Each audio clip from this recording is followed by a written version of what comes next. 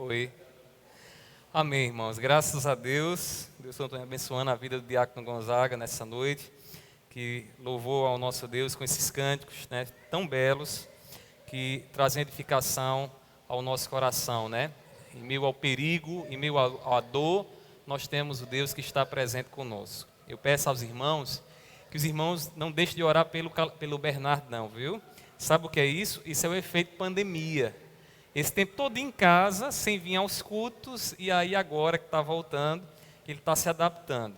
Criança, irmãos, criança. Então, você que tem filho em casa, que já faz um tempo que não vem à igreja, né, vá trabalhando isso neles, para que eles possam, quando vier à igreja, poderem se acostumar com a liturgia, com o ambiente, né, com aquilo que acontece aqui. Então, eu peço aos irmãos que os irmãos coloquem suas orações, o meu filho.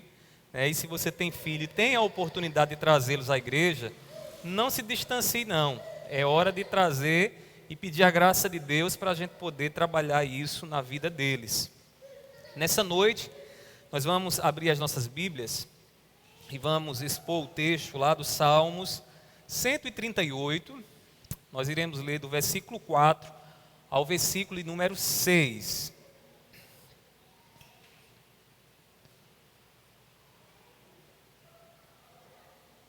O tema da nossa mensagem nessa noite é Conhecendo o Deus do nosso louvor.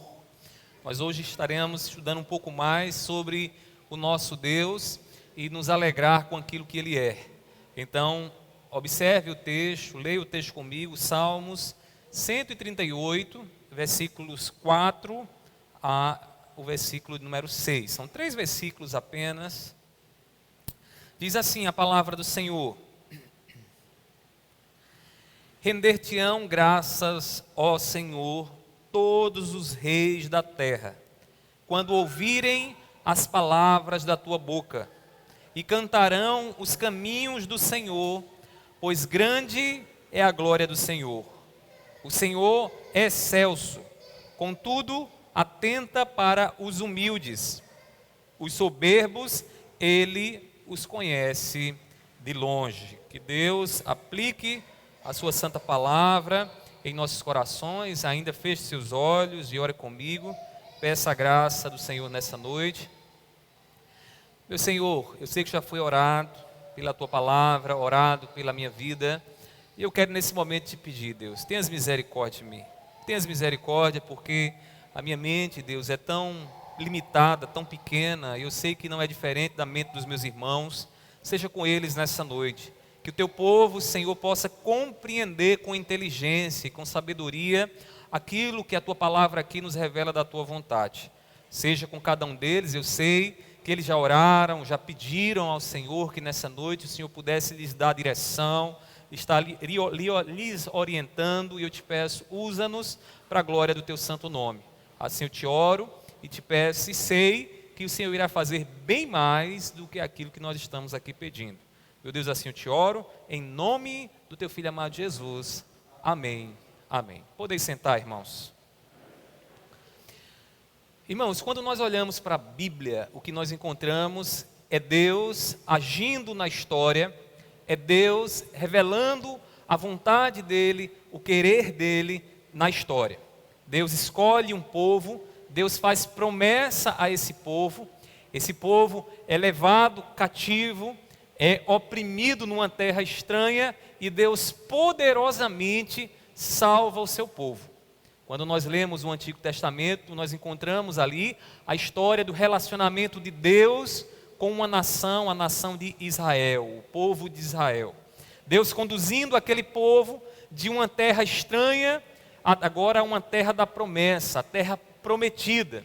E quando nós observamos a maneira como Deus se relaciona com o seu povo, Deus então vai se revelando a nós, Deus vai mostrando mais do seu caráter, daquilo que Ele deseja, daquilo que agrada o seu coração, de maneira que quando nós lemos a antiga aliança, que é o Antigo Testamento, nós encontramos ali Deus revelando muito da sua graça, do seu poder e da sua misericórdia. O que fez Jesus por nós, irmãos, na cruz do Calvário, nos dá inúmeras razões para louvar o nome do nosso Senhor. Quando observamos o que Jesus fez por nós, Deus está dando continuidade à história da salvação dele. E completando então, agora, concretizando a salvação de todo o que crê. Na cruz do Calvário, Jesus é morto e lá também nós encontramos o poder de Deus, a graça de Deus, a misericórdia do Senhor. O Evangelho é a história da salvação que Deus nos deu. A boa notícia é que você, aqui e agora, você pode ser abençoado por Deus. Se você depositar a fé em Cristo Jesus, se você se arrepender dos seus pecados e confiar no que Jesus fez por você, você já pode ser abençoado aqui e agora. E isso, irmãos, é boa notícia. Isso é Evangelho. Nós fomos salvos do cativeiro do pecado. O Evangelho nos alcançou de uma tal forma que ele quebrou o jugo, que ele quebrou as algemas e as prisões do pecado na nossa vida. De maneira que o Espírito Santo agora senta no volante da nossa vida, conduz a nossa vida, nos guia na vontade de Deus, e agora não somos mais escravos do pecado, mas escravos da justiça de Deus em Cristo Jesus. Deus, ele mudou o curso das nossas vidas com a graça dele. Quando nós paramos um pouco e olhamos para a nossa vida e contemplamos e refletimos um pouco sobre o que Deus fez por nós, irmãos, é impossível não enxergar a graça de Deus.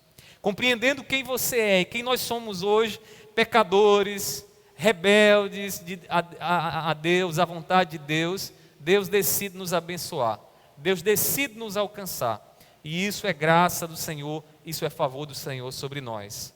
Jesus é o que Paulo chama de o poder de Deus.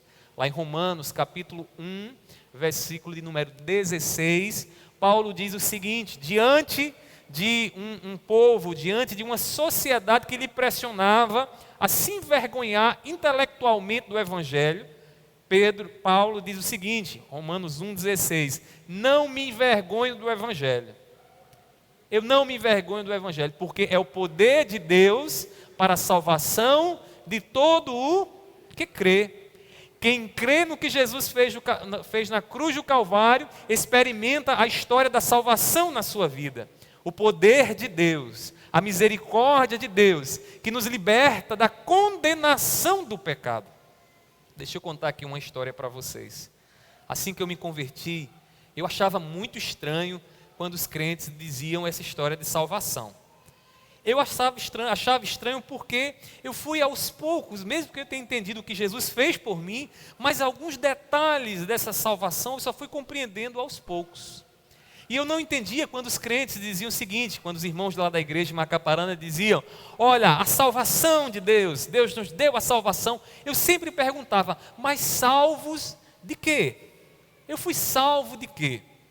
E aí, aos poucos, eu fui entendendo, irmãos, que nós fomos salvos da condenação de Deus, porque nós naturalmente queremos desobedecer a Deus, viver no pecado, independentes da vontade de Deus. E quando assim vivemos, nós estamos debaixo de condenação e precisamos ser salvos. E o mais maravilhoso de tudo isso, que eu pude entender, sabe o que foi, irmãos? Que quem providenciou essa salvação não fui eu, não foi o pastor da minha igreja, não foram as pessoas da minha igreja, mas foi o próprio Deus, como um gesto de amor, de graça, misericórdia e poder, quem providenciou essa salvação para mim. De maneira que quando nós lembramos dos feitos do Senhor, nós lembramos o que Deus fez por nós, daquilo que Ele é e que Ele revela de si mesmo a nós, nós temos razões para louvar ao nosso Deus, razões para exaltar o nosso Deus. E é isso que esse salmo aqui vai nos mostrar. O que Davi aqui está cantando ao nosso Senhor, porque o salmo é um hino de louvor a Deus, ele canta, irmãos, o Deus que é digno de todo louvor, que os poderosos dessa terra um dia se curvarão diante dele. Agora, nesse momento, na história que nós estamos vivendo, nós sabemos que os poderosos desse mundo, né, não querem saber de Deus, não se preocupam com Deus, né? Atribuem Deus a um grupo, à igreja, a uma comunidade, mas não querem saber de Deus. Mas a palavra do Senhor nos diz, irmãos, que chegará o dia que todo joelho, que os poderosos também estarão inclusos, eles se dobrarão, reconhecendo o senhorio do nosso Senhor Jesus Cristo. Irmãos, todo joelho se dobrará diante da presença do nosso Senhor. E Ele é Deus excelso. É Deus que está para além daquilo que os nossos olhos podem ver e para além daquilo que a nossa mente pode imaginar. Agora tem algo maravilhoso que esse texto vai nos mostrar nessa noite, nós iremos aprofundar já já.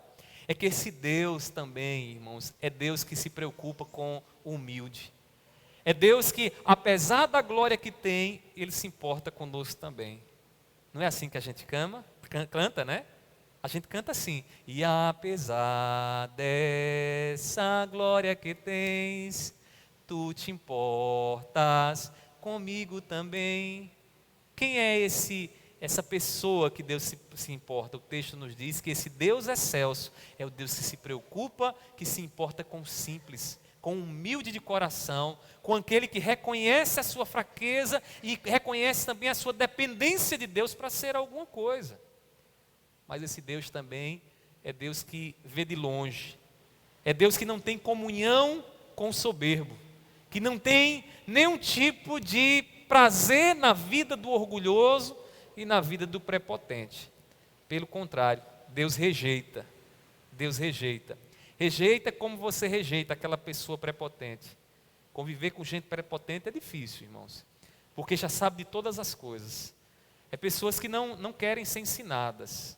É pessoas que tudo já sabe, de tudo já domina e mergulham de cabeça na profundeza da ignorância, porque nunca aprendem.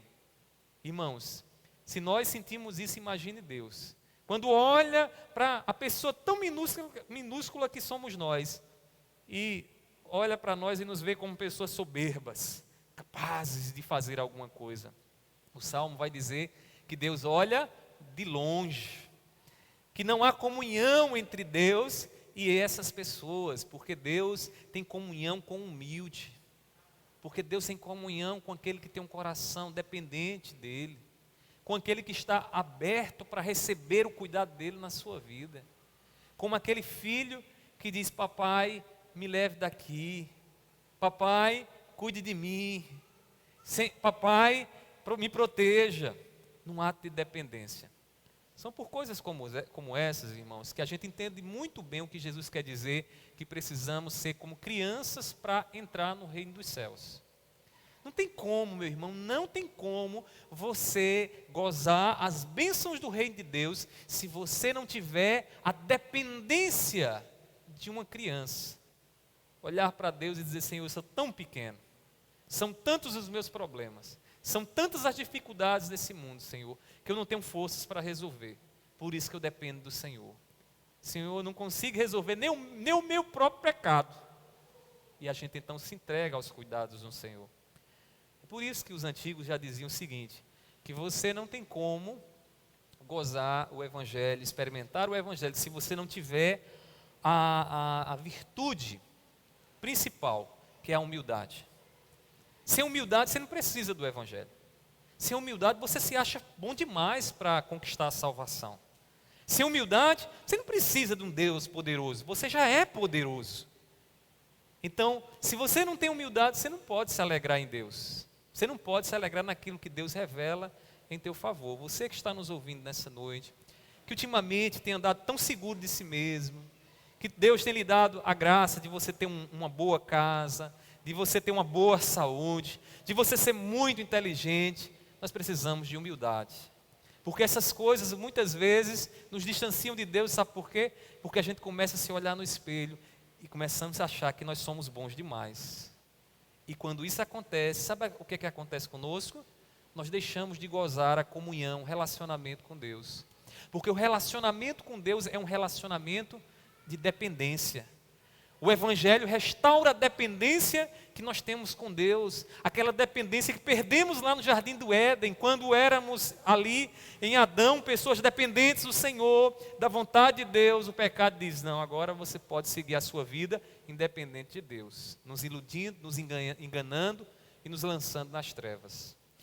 Meus irmãos, esse Salmo 138 é um salmo atribuído a Davi. Os historiadores não têm certeza se de fato foi Davi quem escreveu esse salmo, mas tradicionalmente esse salmo ele é atribuída a Davi, como que Davi tenha escrevido esse salmo. E nele o que nós encontramos é uma ação de graças. O que é uma ação de graças? Gratidão ao Senhor. É o salmista se voltando para Deus e rendendo ao Senhor graças. Ele, no versículo 1 ele diz assim: render-te-ei graças, Senhor, de todo o meu coração, na presença dos poderosos, cantarei louvores. Então, o escritor desse salmo, provavelmente Davi, escreveu aqui se dirigindo a Deus, dizendo: Senhor, diante dos reis da terra, eu louvo a Ti. Diante dos poderosos, eu entrego a Ti o meu louvor. Provavelmente, esse salmo, há quem diga que ele era muito cantado quando eram oferecidas ofertas a Deus. A Bíblia nos fala de várias ofertas que eram entregues a Deus, a oferta de libação, o holocausto. Então havia vários tipos de oferta de cereal, que eram oferecidos a Deus. E quando esse ato era realizado em gratidão a Deus, em ofertório a Deus, era este cântico a música de fundo. Era este cântico que era cantado ao Senhor, dando ao Senhor o devido louvor, reconhecendo que Deus é digno de todo louvor. Irmãos, o livro de Salmos tem muito a nos ensinar. Tem muito a nos ensinar, principalmente sobre a gratidão a Deus. Quando nós lemos os Salmos e aprendemos a orar com os Salmos, nós aprendemos também a agradecer a Deus. Porque tem uma coisa, um detalhe que me chama muita atenção nos Salmos, é que quando você lê um Salmo, o Salmo está lembrando quem Deus é, e lembrando os feitos de Deus, de maneira que o salmista agradece a Deus pelo testemunho que Deus dá na história. E há muitos salmos que dizem: Senhor, Tu revelaste Tua misericórdia, livrando o Teu povo do Egito. Tu salvaste o Teu povo, quando tiraste o Teu povo do Egito, fizeste o Teu povo atravessar ali o mar vermelho a pés enxutos. Senhor, Tu enviaste do céu o maná, Tu foste torre forte, Tu foste chama ali no meio do Teu povo, para aquecer o Teu povo, para proteger o Teu povo. Tu foste nuvem, Senhor, para o Teu povo. E o povo então vai lembrando de tudo que Deus é e atribuindo a Deus todo louvor. E o Salmo nos ensina a fazer isso. Orar lembrando dos feitos de Deus na nossa história, na história do seu povo. Nos Salmos aprendemos a louvar a Deus, acima de tudo, por aquilo que Deus é. Por aquilo que Deus é. Quem louva a Deus apenas por aquilo que Deus dá, terá o seu louvor limitado. Sabe por quê? Porque no percurso dessa vida, e talvez você esteja nesse momento, há coisas que você vai pedir a Deus e Deus não vai lhe dar. E o seu louvor não pode estar condicionado a Deus, aquilo que Deus dar a você. O nosso louvor tem que estar firmado no caráter de Deus, naquilo que Deus é. Quando observamos a maneira como Deus é louvado nos Salmos, é isso que nós encontramos. Um Deus que se revela santo, justo, misericordioso e poderoso, e um Deus em quem devemos estabelecer e consolidar o nosso louvor, a nossa gratidão a Ele. Aí, irmãos, quando a gente limita a nossa vida a adorar a Deus e a louvar a Deus apenas por aquilo que Ele nos dá, a gente o nosso louvor tende a arrefecer com o passar do tempo. Porque o próprio tempo vai fazer algumas coisas com você e comigo. O tempo vai deixar seu corpo desfalecer. O tempo vai fazer que chegue um momento na sua vida que você vai se preocupar tanto com a sua saúde, que vai ser o assunto que vai dominar o seu coração. Você só vai falar de doença, de dor, de cirurgia, das visitas que precisa fazer ao hospital. E você vai perceber que naquele momento você não terá o corpo. E se você ora a Deus, louva a Deus, apenas por aquilo que Ele lhe dá, nos dias de cansaço, nos dias em que o seu corpo desfalecer, você vai ficar entristecido. Você não vai ter mais razão para louvar. É por isso que nós precisamos fincar o nosso louvor naquilo que Deus é. Conhecer quem Deus é e louvá-lo por aquilo que Ele é. Irmãos, no versículo 4 e 6 aqui que lemos, Deus é revelado a nós como o Deus exaltado, digno de todo louvor. Para a gente entender bem esse trecho aqui, é necessário que a gente faça uma pergunta. que eu queria que você pudesse refletir um pouco nela antes da gente ir para a exposição do texto. A pergunta é a seguinte: o que faz de Deus merecedor do nosso louvor? O que faz de Deus merecedor da nossa gratidão e do nosso louvor? A Bíblia está repleta de coisas, mas eu queria destacar para você aqui alguns atributos de Deus que o salmista Davi vai nos ensinar nessa passagem. E vai então assim responder a essa pergunta: por que que Deus é merecedor de todo o nosso louvor? A gente precisa lembrar isso. A gente precisa lembrar isso, porque às vezes estamos já há tanto tempo pedindo algo da parte do Senhor. Senhor, resolve meu coração. Senhor, me dá um emprego. Senhor, muda fulano Beltrano. Senhor, converte cicrano lá dentro da minha casa. A gente começa a pedir essas coisas. E a gente muitas vezes coloca o mais importante em segundo lugar, que é saber quem é o nosso Deus. O D.I. Packer, que escreveu aquele livro que nós estamos estudando na nossa escola dominical, ele disse uma coisa muito interessante. Ele disse o seguinte: a chave para que nós compreendamos Deus nas Escrituras é você ler cada trecho das Escrituras buscando saber um pouco mais de quem Deus é. A leitura correta da Bíblia se faz assim. Você vai para a Bíblia e diz: espera aí que eu quero conhecer um pouco mais desse meu Deus. Então, em cada trecho da Bíblia você vai encontrando Deus revelando sua justiça, amor, cuidado, proteção, as promessas que Ele tem para você, e você então vai se fortalecendo naquilo que Deus revela na sua palavra. Então, meus irmãos, a gente precisa ir para o mais importante, que é saber quem é o nosso Deus.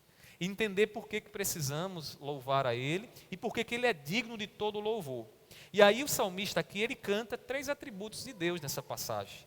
3 atributos que eu gostaria que você pudesse gravar no seu coração.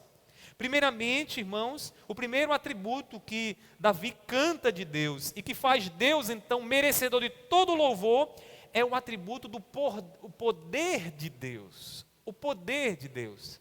Os feitos do Senhor estimulam os louvores até dos poderosos. E aí veja o que diz o versículo 4. Ele diz assim: render-te-ão graças, ó Senhor, todos os reis da terra, quando ouvirem as palavras da tua boca, e cantarão, versículo 5, os caminhos do Senhor, pois grande é a glória do Senhor. Onde é que você está vendo aqui o poder de Deus? Observe quem é que canta a Deus. Quem é que canta a Deus aqui são os reis, os poderosos da terra. Imagine hoje o seguinte: seria o equivalente a dizer o seguinte: os presidentes das nações mais poderosas da terra reconhecem que há alguém acima deles, e este alguém que está acima deles é Yahvé, é o nosso Deus. Então o salmista está dizendo que os reis louvam, rendem graças ao Senhor, e eles reconhecem então essa grandeza do Senhor, que Deus está acima. Por quê? Porque Deus é Deus poderoso. É Deus poderoso. O salmista, irmãos, fala inclusive de um tempo futuro, porque ele diz assim: render-te-ão. A expectativa de Davi é que chegará um dia em que todos os povos renderão graças a Deus e os poderosos também renderão graças a Deus. Quando a gente lê o jornal e ouve as decisões dos homens poderosos desse mundo, né? Há tantos homens poderosos, com nações poderosas economicamente, belicamente, irmãos, que esses homens, uma decisão deles afeta todo o planeta, todo o planeta. Esses homens, embora muitos deles hoje não reconheçam a Deus, chegará um dia, aqui na expectativa de Davi, em que eles também se dobrarão e reconhecerão que Deus é Deus poderoso. Os feitos, irmãos, do Senhor na história do povo, do seu povo, são maiores do que os poderosos dessa terra podem fazer. Quem é o poderoso dessa terra hoje? O Biden, presidente dos Estados Unidos. Quem é o poderoso da nossa nação? Quem são os poderosos, né? Bolsonaro, os ministros do STF. Quem são os poderosos da nossa nação? Eu pergunto a eles, eles são capazes de guiar o povo no Mar Vermelho, abrindo o Mar Vermelho? Eles são capazes de prover o maná no deserto, quando o povo estava esfomeado, do céu vinha o alimento? Eles são capazes de ser nuvem diante do sol causticante, ali no deserto, quando Deus estava a guiar o seu povo? Eles não podem fazer isso, irmãos. Quando nós olhamos para a história do nosso Deus faz feitos que os poderosos não podem fazer. E Davi canta a Deus porque nesse mundo não há ninguém que se iguale a Deus. Porque Deus está acima dos poderosos dessa nação. E ele diz, olhando para o futuro, que eles cantarão os caminhos do Senhor. Observe aí no versículo 5, Salmos 138, versículo 5, ele diz: e cantarão os caminhos do Senhor. O que são esses caminhos do Senhor? Em outra tradução tem os testemunhos do Senhor. Deus testemunha do seu poder, da sua majestade na história. Se você quer saber, quer conhecer a glória de Deus, você tem que olhar na história. Como Deus já agiu na história do seu povo, revelando o seu caráter, o seu poder.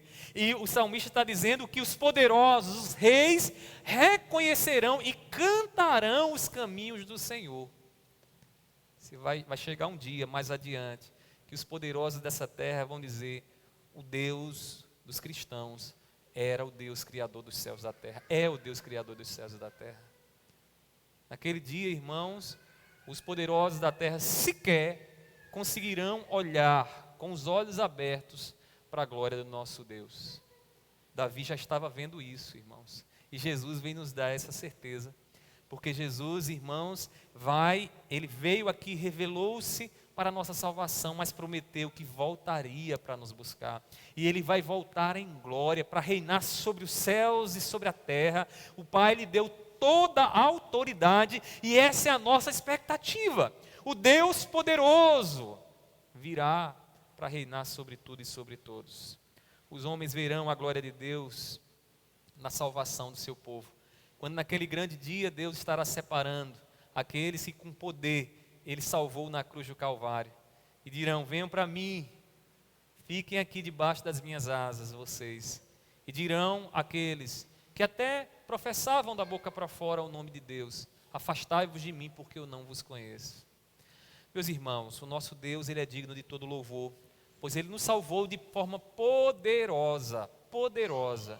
Deus nos salva não aguardando a força em nós mesmos, mas nos dando a graça em Cristo Jesus. É por isso que a gente canta tanto a graça de Deus, porque a graça de Deus, irmãos, é Deus poderosamente nos salvando. Deus é digno de todo louvor, porque, irmãos, Deus é poderoso, porque Ele tem poder. Nosso Deus, Ele testemunha do seu poder no passado, no nosso presente, no futuro. Ele nos dá a promessa maravilhosa de um novo céu e uma nova terra. Irmãos, que coisa maravilhosa. A gente está vivendo dias tão ruins, né? Difíceis, tantas mortes, dia após dia aqui na nossa nação. Temos ouvido isso, tem entristecido nosso coração, tem nos deixado preocupados, mas quando olhamos para a esperança que Jesus nos dá, a esperança dele, olha, virá tempo em que toda lágrima vai ser enxugada da sua face. Virá tempo que você não vai se preocupar mais com vírus, porque não mais existirá vírus. Você estará em novo céu e nova terra. Meus irmãos, a gente pode olhar para o passado, no que Ele fez em Cristo Jesus, no cuidado que Ele tem tido conosco hoje, e olhar para o futuro, vendo em todo momento o testemunho do nosso Deus, do poder do nosso Deus.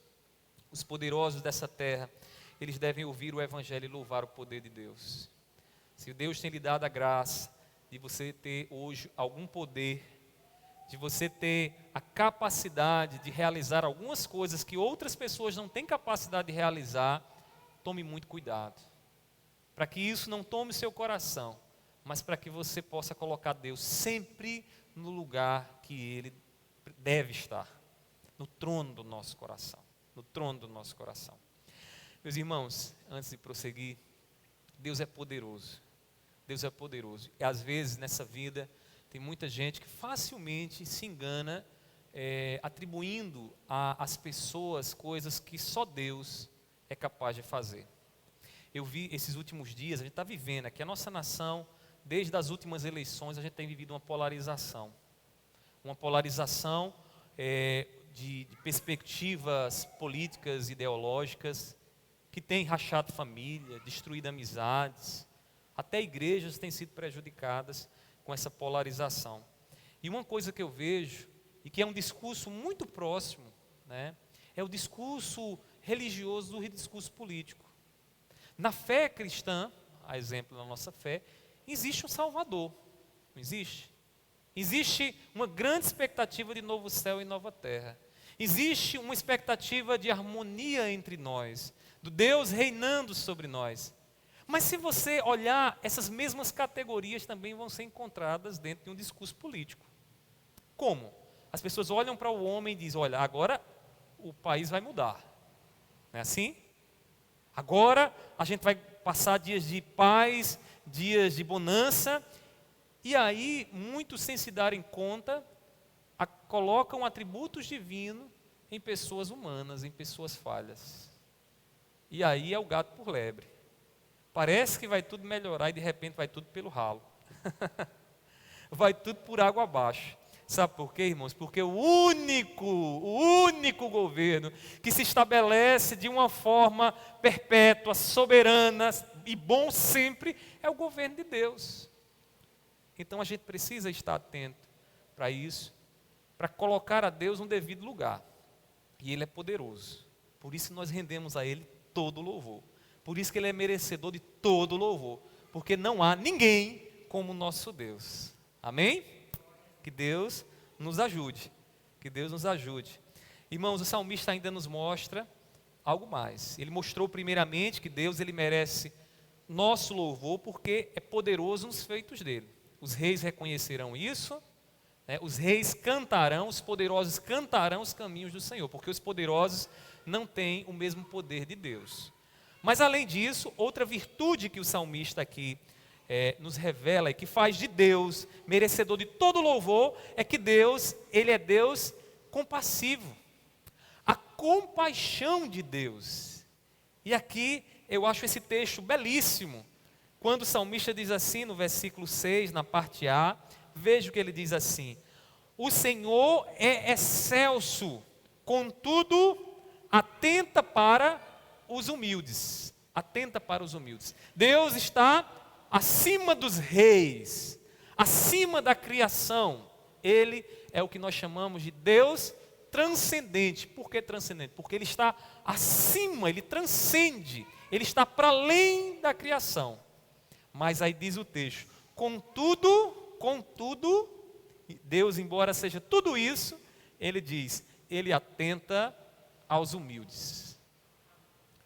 A gente costuma ouvir no popular as pessoas dizerem o seguinte, olha, quer provar alguém, dê poder a ele. Dê poder a ele. E aí o que é que acontece quando as pessoas muitas vezes recebem poder? Às vezes o poder faz com que elas agora se sentem no lugar acima de todos os demais, e essa pessoa agora se ache a última Coca-Cola do deserto.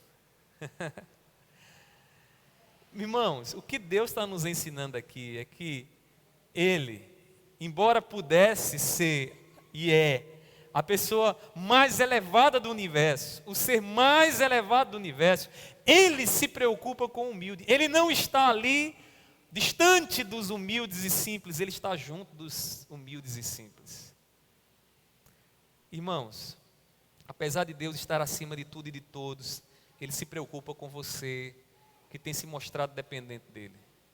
Humildade aqui é dependência do Senhor. Humildade aqui não é uma situação econômica. Embora quem economicamente seja pobre tenha uma forte oportunidade para ser cada vez mais dependente de Deus, porque a feira não vai chegar ao fim do mês, mas nem todo pobre é humilde. Concordam? Tem pobre, irmão, que não é humilde, não. Tem pobre que não aceita uma cesta básica na sua casa. Irmãos, Deus, Ele se importa. Como diz o texto aqui, Ele atenta para os humildes. E quem são esses humildes? Esses humildes aqui são aqueles que têm dependência dEle. São crianças que dizem, Senhor, sem Ti eu não posso fazer nada. Senhor, sem Ti eu não sou nada. Diferente dos poderosos dessa terra, né? Que querem distância dos humildes. Os poderosos dessa terra, se eles chegarem a algum lugar, eles não terão como as pessoas chegarem até eles. Sabe por quê?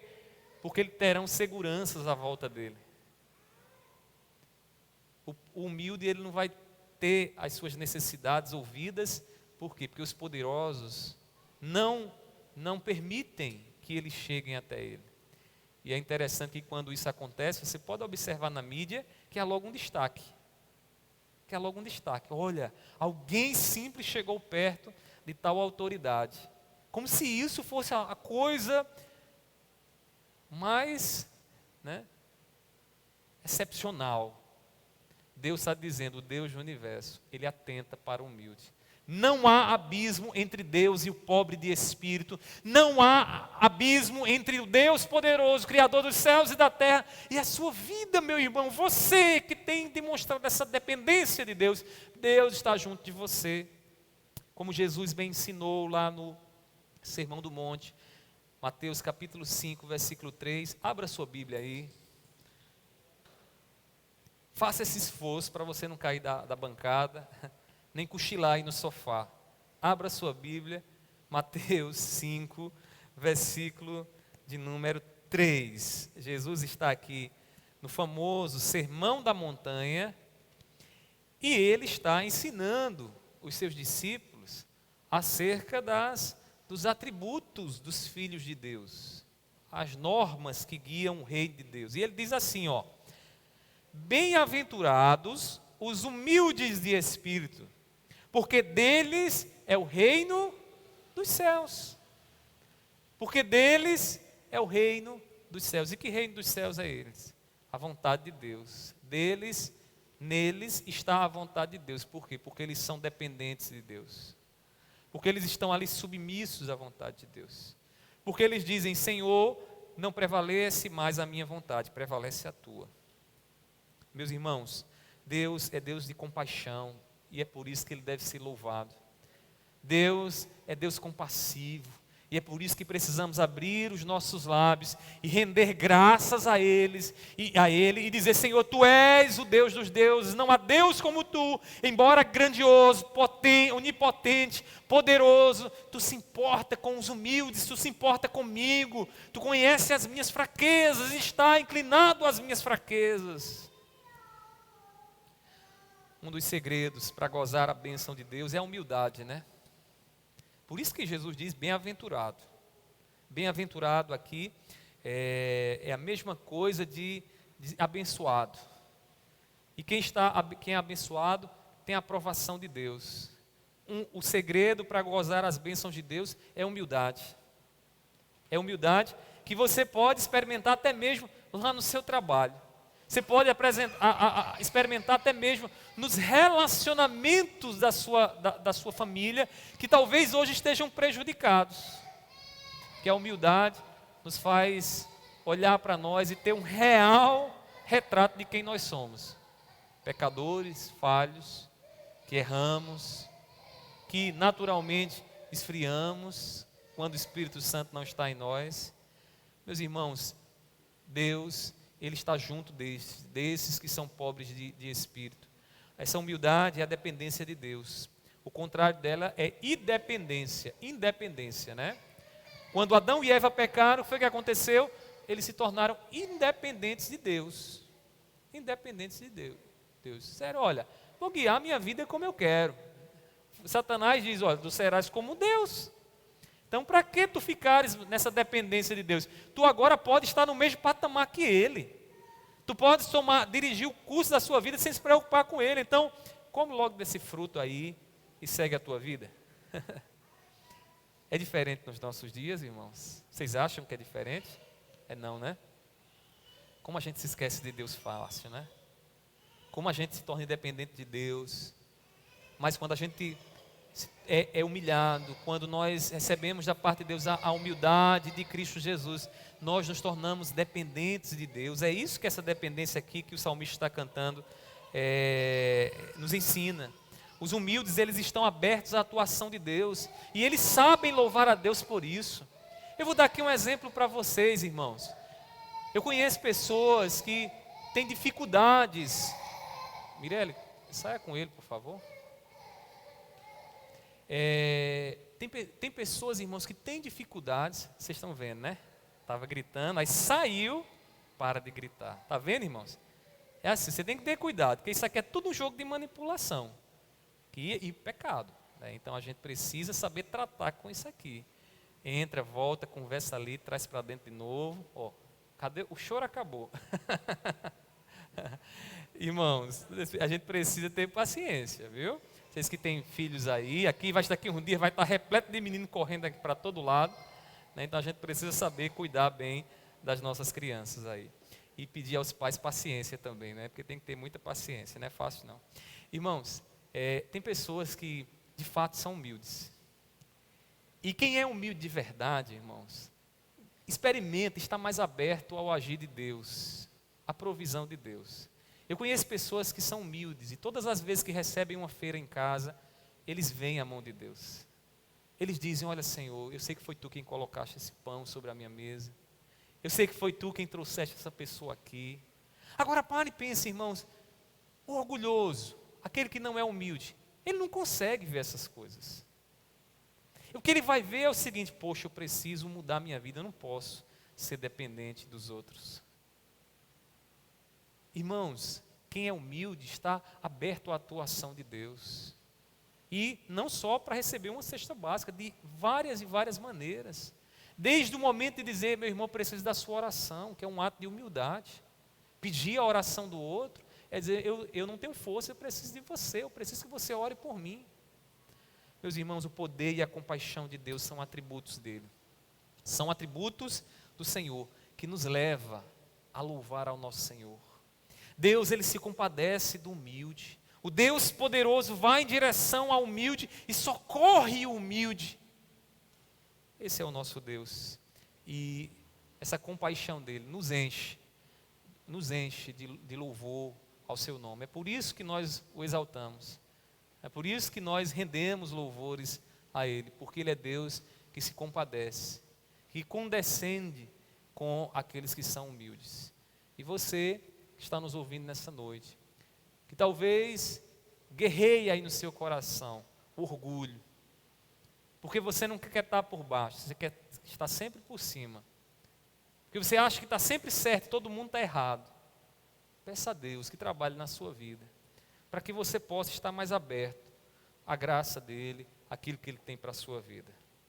Meus irmãos, essa é uma luta, viu? Deixa eu dizer uma coisa aqui para vocês, essa é uma luta para a vida toda. Não tem um botãozinho aí dentro de você, que você aperta e amanhã você deixa de ser orgulhoso. O orgulho é como um cachorro, um cão de estimação que você tem dentro de você. Todo dia você tem que deixar de alimentar ele, você não pode matar ele agora. Não tem como você matar ele. Mas a única maneira para que ele não governe a sua vida é você deixar de alimentar ele.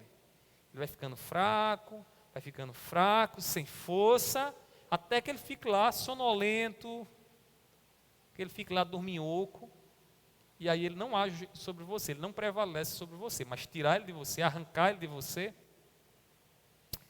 não tem como. E há até aqueles que dizem, eu me orgulho de ser humilde. Né? Olha o orgulho incrustado. Né? Irmãos, a gente precisa deixar de alimentar o orgulho. E todos nós temos. Quando alguém fala do seu nome, né? Quando alguém diz alguma coisa que seu nome ressoa aí nos seus ouvidos, você já fica incomodado se alguém falar mal de você. O orgulho já faz: opa, peraí, você não pode falar de mim não, que eu sou alguma coisa, né? A gente tem que ter cuidado com o orgulho. Principalmente dentro de casa. Quando o relacionamento está lá, mais estreito, as falhas aparecem, a gente acaba falando, dizendo, sofrendo também, né, com aquilo que a gente ouve, com aquilo que a gente diz. Por fim, o salmista Davi ainda canta outra virtude de Deus. Outra virtude que faz de Deus merecedor de todo o nosso louvor. A gente já vimos duas: o poder de Deus e vimos a compaixão de Deus para com o humilde, né? Agora, o salmista vai nos mostrar a comunhão de Deus. E a gente vai perceber a comunhão de Deus nesse texto, observando a maneira negativa como Deus aqui se refere ao soberbo. Veja o versículo 6, eu vou ler todo o versículo para você entender. Diz assim: o Senhor é excelso, contudo, atenta para o humilde. Ele está próximo do humilde. Ele chega junto ao humilde. Mas veja o que diz o finalzinho do versículo 6. Os soberbos, ele os conhece de longe. Ou seja, não há proximidade. Se os humildes estão juntos, em comunhão com Deus, o soberbo não tem comunhão nenhuma com Deus. Nenhuma com Deus. Os humildes, eles gozam da comunhão de Deus. Mas os soberbos são tratados à distância. O que é um soberbo? Vamos entender aqui logo o que é um soberbo? Um soberbo é uma pessoa prepotente. É uma pessoa que se acha boa e forte demais para toda e qualquer situação. É por isso que o sábio vai dizer que a soberba precede a queda. Porque toda hora que você acha que você é forte, quanto mais forte você achar que você é, quanto grande você achar que você é, maior será o tombo. Maior será o tombo. Mas o humilde, irmãos, já não tem mais para onde cair, ele já está caído. O humilde já está no chão. Exatamente. Se a gente tem alguma coisa, a gente não tem mais coisa em nós, a gente tem alguma coisa em Cristo. Por isso Paulo vai dizer, eu não me orgulho em mim, eu me orgulho em Cristo. Todo orgulho que eu tenho é em Cristo Jesus. Porque Ele sim me redimiu, mas eu sou um pobre miserável. Irmãos, como essa percepção de si mesmo está distante dos nossos dias, né? O salmista ele canta, né? Os soberbos, Deus os conhece de longe. Deus não está na companhia do soberbo e do prepotente. O nosso Deus está na comunhão com os humildes. Lembre-se do que ensinou Jesus. Ele disse lá em Mateus 11, versículo 29, Mateus 11, 29, ele diz na parte B, aprendam de mim, porque eu sou manso e humilde de coração.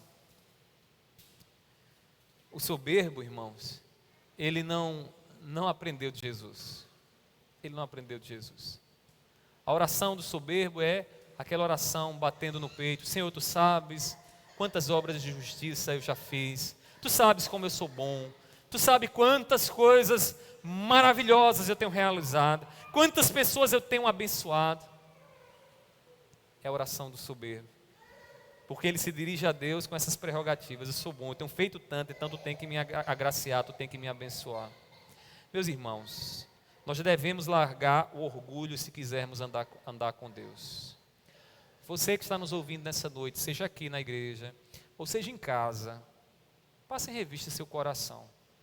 Revise as suas atitudes no dia de hoje. Porque talvez você hoje andou de mãos dadas com o orgulho. E está aí com a mente feito um disco arranhado, né? Um CD arranhado, disco ninguém sabe nem o que é mais, mas um CD arranhado, né? Sempre batendo na mesma tecla, no mesmo assunto. Não progride, não avança, sabe por quê? Porque você está com orgulho ferido. Se a gente quer gozar a comunhão com Deus, a gente precisa largar o orgulho. Eu já falei aqui da história dos africanos, como é que os africanos caçam macaco? Eu já disse a vocês. Existe a cubucazinha. Eles botam lá a cubuca, jogam uma bananinha dentro, o macaco esfomeado vai atrás da banana e ele mete a mão dentro da cumbuca. Só que a cumbuca só dá para passar a mão dele. Quando ele agarra na banana, todo contentezinho que vai comer agora a banana, que tenta puxar, o que é que acontece? Não sai. Porque a banana com a mão dele não sai juntos. Para que a mão dele saia de lá, é necessário que ele solte a banana. Só que o macaco é desprovido de inteligência. E o que é que ele faz? Ele agarra a banana e não solta a banana de jeito nenhum. E aí fica lá tentando naquela luta com a cumbuca, aí o que é que chega lá? O caçador vai lá, facilmente pega o macaco, quebra a cumbuca, tira a banana da mão dele e faz do macaco a refeição dele. É assim que acontece lá nas tribos africanas. Irmãos, às vezes nós estamos segurando o orgulho, não queremos largar de jeito nenhum, ficamos como um macaco sem juízo, agarrado lá e dizendo, não, mas eu sou bom demais, mas eu sou assim, mas eu tenho isso, a minha posição é essa, e os problemas vão só se avolumando, até que a sua alma acaba sendo ferida, machucada, esfriada, por uma situação como essa. Meu irmão, usando aqui a analogia do macaco, solte seu orgulho, solte. Você tem razões, talvez para dizer nessa noite, que aquilo que disseram não deveriam ter dito. Você tem razões para dizer, agiram daquela forma e me agiram mal. Você tem razões para dizer isso. Mas não deixe que essa situação seja governada pelo orgulho. Seja humilde, sabe por quê? Porque os prepotentes, soberbos, orgulhosos, Deus vê de longe, mas os humildes estão debaixo do cuidado de Deus. Estão debaixo do cuidado de Deus. Nossa fraqueza, irmãos, é a nossa força. Por isso que Paulo, clamando ao Senhor no momento de grande aflição sobre a sua vida, os estudiosos não sabem o que é que Paulo tinha. Mas é curioso, porque Paulo chama de espinho na carne o que ele passava. Alguns até chegaram a argumentar que Paulo talvez tivesse um espinho grandioso, fisicamente colocado na sua carne. Mas essa é uma interpretação que não tem muito apoio. Aquilo ali que Paulo estava passando, irmãos, certamente era algo diabólico na sua vida. Há também, e eu acho que é a interpretação mais favorável, que seja uma pessoa que zombava constantemente da vida de Paulo. Porque no contexto da epístola lá, os mestres, tinha alguns mestres que eram verdadeiros, o que para nós é uma pedra no sapato, era um espinho na carne de Paulo, que humilhava Paulo, que pegava os escritos de Paulo e zombava do que Paulo escrevia, que olhava para a estatura de Paulo, que era um homem pequeno, e zombava de Paulo. E Paulo chama de mensageiro de Satanás. Então há fortes indícios de que possivelmente poderia ser alguém. Irmãos, Paulo ora a Deus para que Deus tire isso dele. Paulo ora a Deus. Não sabemos o que é o espinho na carne, que hoje pode ser até uma doença para nós. Que a gente ora e pede a Deus, Senhor, tira. E a gente ora e pede, e Paulo ora por 3 vezes, e aí você diz, Deus agora vai responder, porque um missionário poderoso como Paulo, Deus vai responder. O que é que Deus faz? Deus não responde. Não responde conforme Paulo quer, né? Porque a resposta foi dada. A minha graça te basta, porque o meu poder se aperfeiçoa na sua fraqueza. Quando você está fraco, aí é que você está forte. E quando nós estamos fortes, Deus está na nossa companhia. Mas os soberbos, Deus conhece de longe. Não tem comunhão com eles. Deus é Deus da comunhão com os humildes. E é por isso que a gente deve louvar a Ele. E é por isso que nós louvamos ao Senhor. Deus é um pai para quem reconhece a sua pequenez e a sua fragilidade. Deus é um pai para aquele que está engateando, irmãos, que está aprendendo, que se volta para Deus e diz, Senhor, precisa aprender. Estes gozam a comunhão com Deus, esses estão debaixo do cuidado de Deus. Meu irmão, revise a sua vida. Perceba as atitudes, a disposição do seu coração, porque você pode estar distante de Deus. Você pode estar aí sendo governado pelo orgulho. Louvemos ao Deus, ao nosso Deus, por tudo aquilo que Ele é. Não por aquilo que Ele vai nos dar. Ele vai nos dar muita coisa, e devemos louvar por isso também. Mas devemos louvá-lo por aquilo que Ele é. E nessa noite aqui, vimos o que Ele é. Deus poderoso. Deus de comunhão, Deus de compaixão. Esses atributos divinos, irmãos, arrancam louvores daqueles que são seus filhos. Arranca louvor de mim e de você.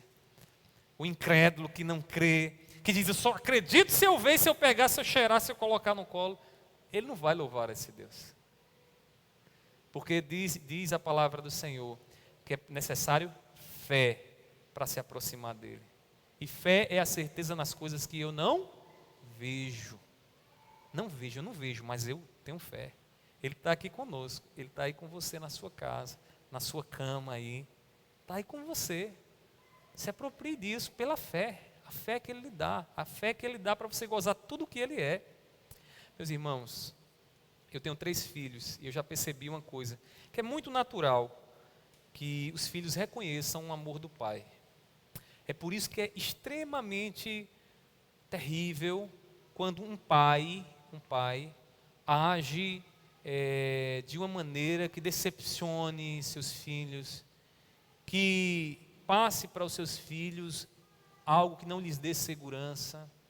Eu sei, irmãos, é muito natural que um filho reconheça o amor do pai. Sob o amor do pai, os filhos estão seguros, não é isso? Seguros, estou protegido, não tenho que temer, não há por que ficar ansioso. Sob o cuidado do pai, nós temos a referência de amor, de alguém que se doa por nós, de alguém que cuida de nós. Meus irmãos, quem é filho de Deus entra numa relação de reconhecimento natural do amor de Deus para com ele. Sabe por quê? Porque nós somos filhos de Deus. E reconhecendo quem nosso Deus é, o poder dele, a compaixão dele, a comunhão que ele tem conosco, nós só o exaltamos, nós o louvamos por aquilo que ele é.